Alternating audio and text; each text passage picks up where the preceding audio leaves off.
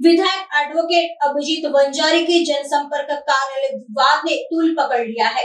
भाजपा कार्यकर्ताओं पर मामला दर्ज होने के बाद अब भाजपा ने पलटवार किया है। पूर्व नागपुर के विधायक कृष्णा खोपड़े भाजपा कार्यकर्ताओं के साथ पुलिस आयुक्त के पास पहुंचे और कांग्रेस कार्यकर्ताओं पर भी मामला दर्ज करने की मांग की। करीब 45 मिनट की चर्चा के बाद पुलिस आयुक्त ने आश्वासन दिया कि कांग्रेस कार्यकर्ताओं और विधायक वंजारी के खिलाफ भी कार्रवाई होगी। खोपड़े ने आरोप लगाया कि जिन भाजपा कार्यकर्ताओं पर एफआईआर दर्ज हुई वे घटनास्थल पर मौजूद ही नहीं थे।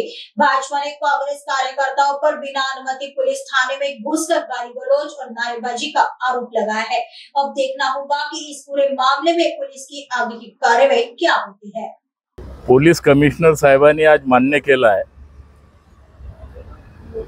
की अभिजीत वंजारी हा पदवीधर विधान परिषदेचा हा प्रतिनिधी आहे आणि त्यामुळे त्यांनी जे बोर्डावर जे आमदार म्हणून जे उल्लेख केला हे संविधान तुमच्या जनप्रतिनिधी कायदा सगळ्या नियमाची त्यांनी धज्जिया उडवलेली आहे आणि म्हणून यांनी कायद्याचे ओपिनियन भी मागितलेलं आहे आणि बहुतेक ते ओपिनियन उद्यापर्यंत येईल। नंबर 2 त्यांचे कार्यकर्ते 31 तारखेला रात्री 7 वाजता लगभग 50-60 कार्यकर्ते लकडगंज पोलीस स्टेशनमध्ये बिना परवानगीने त्यांनी नारेबाजी केली। पोलीस स्टेशनच्या आतमध्ये जाऊन शिवीगाळ्या केल्या। डीसीपी साहेबाच्या उपस्थितीमध्ये त्यांनी नारेबाजी केली।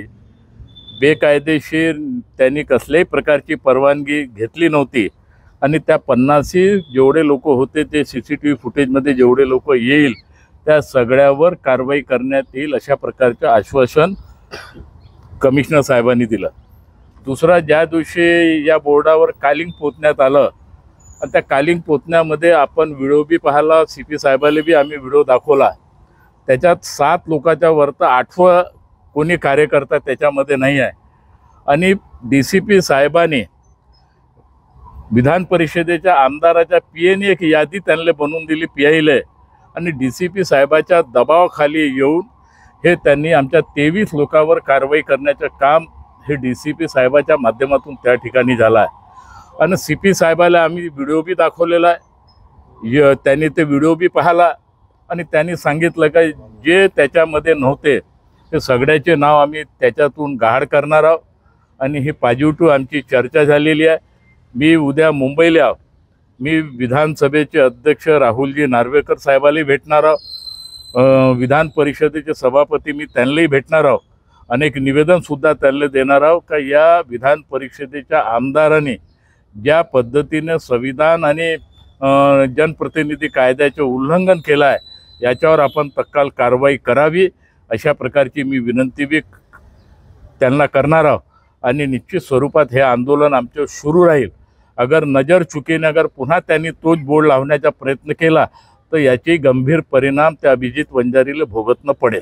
तुमच्या घराच्या समोर आंदोलन करण्यात आलेल्या मोठ्या प्रमाणात तिथे काँग्रेस कार्यकर्ते एकत्रित होते आणि विकास ठाकरे यांनी असं म्हटलं आहे की जशास तसं उत्तर देऊ, तुम्ही सामाजिक सलोखा बिघडवण्याचं काम नागपुरात केलेलं आहे। विकास ठाकरे हे पश्चिम नागपूरचे आमदार आहे। अगर एखाद्या विधान परिषदेच्या सदस्यांनी अगर आमदार म्हणून बोर्ड लावलं तो विकास ठाकरे त्याला मान्य करणार आहे का? विकास ठाकरेंनी या अभिजीत वंजारीचे वकिलाची डिग्री तपासली पाहिजे। हे बोगस डिग्री आहे का? त्याला कायद्याचं ज्ञान आहे, तो वकील आहे आणि एवढं कायद्याचं ज्ञान असताना त्यांनी हे जाणून बुजून हे कारस्थान त्या ठिकाणी केलं। विकास ठाकरेच्या धमकीला आम्ही घाबरत नाही ना काँग्रेसच्या धमकीला आम्ही घाबरत नाही। नागपूर शहरातून सुपडा साफ करण्याचे काम आमच्या सगळ्या कार्यकर्त्यांनी केलं आहे आणि हे त्यांना बी माहीत आहे आणि म्हणून विकास ठाकरेंनी बी जास्त आम्हाला धमकी देऊ नये, त्याच्यापेक्षा आम्ही बी केलं तर त्याच्या घरावर जाऊन बी आम्ही खूप काही करू शकतो। लेकिन आम्ही लोकशाही पद्धतीने चालणारे आम्ही लोक आहोत। आम्ही काल बी लोकशाही पद्धतीने आमच्या सगळ्या प्रमुखांनी त्या ठिकाणी आंदोलन केलं। त्यांचे 30-35 लोक होते, तर आमचे 200-250 लोक त्या ठिकाणी होते. आम्ही इशारा केला असता तर भलतं काही तिथं झालं असतं, परंतु अशा प्रकारचं आम्हाला करायचं नव्हतं. लोकशाही पद्धतीने आम्ही त्या ठिकाणी आपले नियोजन पद्धतीने ते कार्य आम्ही त्या ठिकाणी केलं, आमचं आंदोलन त्या ठिकाणी केलं. आणि विकास ठाकरेंनी त्यांना समजूत घालावी आणि त्याला जरा कायद्याचं ज्ञान त्याला असेल आणि त्यांनी काँग्रेसच्या या अभिजित वंजारीचा अभ्यास वर्ग त्यांनी घ्यावा, मग मीडिया समोर त्यांनी बोलावं. जशास तसं उत्तर द्यायला तुम्ही तयार आहात? अरे आम्ही त्याच्यापेक्षा जसं तसं का त्याच्यापेक्षा जास्त उत्तर आम्ही देऊ शकतो. त्याच्यापेक्षा आम्ही जास्त उत्तर आम्ही त्याला देऊ शकतो. हे काय आम्ही वरतून हवाईतून आलेले कार्यकर्ते नाही आहोत, आम्ही जमिनीतून तयार झालेले सगळे कार्यकर्ते आहोत. आम्ही संघर्ष करत करत इथपर्यंत पोहोचलो आहोत. का त्याच्यासारखं आम्ही नाही का एखाद्या कॉलेजच्या पोरगं एखाद्या नेत्याच्या पोरगं म्हणून तिकिटा द्यायच्या न चुकीच्या मार्गाने निवडून हे शहाणपणा आम्हाला सांगू नये. विधानसभेचे चुनाव त्याला लढायचे असेल तर आमच्या इथं तो विधानसभेचा चुनावही लढला. 2024मध्ये त्यांनी तिथून पळ बी काढला आणि लढायचं असेल तर पुन्हा 29मध्ये चुनावी जंग मैदान आहे, तिथं येऊन लढ. लेकिन नियमानं आज कोणत्याही सरकारी पत्रिका असो, सरकारी कोणतंही काम असो, तर त्या पत्रिकेमध्ये उल्लेख राहते का विधान परिषदेचा सदस्य आणि विधानसभेचा सदस्य हे लिखितमध्ये राहते. त्याच्या स्वतःच्या लेटर पॅडवर विधान परिषदेचाच सदस्य लिहिला आहे. मग अशा प्रकारची चिटिंग करून लोकांसोबत 420 करून आणि हेतू पुरस्कार अगर हे करत असेल तर आम्ही याच्या मुंहतोड जवाब त्याच्यापेक्षा बी जास्त देऊन. आणि मी सांगितलं आहे का या DCPच्या दबावाखाली ही कारवाई झालेली नाही.